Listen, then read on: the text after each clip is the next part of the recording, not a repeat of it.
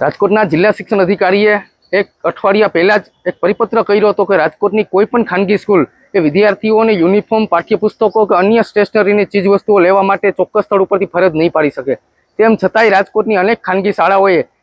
વિદ્યાર્થીઓને સર્ક્યુલરો મોકલ્યા છે કે રાણામવા રોડ ઉપર આવેલા એજ્યુકેશન મોલમાંથી આ પ્રકારની તમામ ખરીદી કરવી। હવે નવાઈની બાબત એ છે કે આ જે એજ્યુકેશન મોલ છે, જે હાઈ પ્રોફાઇલ લૂંટખાનું છે, એ રાજકોટના શાળા સંચાલક મંડળના અગ્રણી ડીવી મહેતા અને એમની આખી ચંડર ચોકડીયા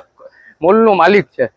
ક્યાંક ને ક્યાંક જે બજારની અંદર ચીજ વસ્તુઓ, પાઠ્યપુસ્તકો અને યુનિફોર્મ અને સ્ટેશનરીની વસ્તુઓ મળતી હોય તેનાથી બમણા ભાવની અંદર આ એજ્યુકેશન મોલની અંદર તમામ ચીજ વસ્તુઓ મળે છે। વિદ્યાર્થીઓને કમાવા માટેનું સાધન સમજી અને જો શાળા સંચાલકો આવા પ્રકારની વ્યાપારી પ્રવૃત્તિ કરતા હોય એ શિક્ષણ જગત માટે ખૂબ જ શરમજનક બાબત કહેવાય। નાના નાના વેપારીઓ જે યુનિફોર્મ, સ્ટેશનરીને લગતા 700 થી 800 વેપારીની રોજગારી ઉપર આ લોકોએ તરાપ મારી છે અને જે બજારની અંદર જે ચીજ વસ્તુઓ મળતી હોય એના કરતાં બમણા અને ત્રગણા ભાવ ગણે આ એજ્યુકેશન મોલની અંદર વાલીઓને લૂંટવા માટેના કારસ્તાન કર્યું છે, એ ખૂબ જ શરમજનક છે। આજે અમે જિલ્લા શિક્ષણ અધિકારીને રજૂઆત કરી છે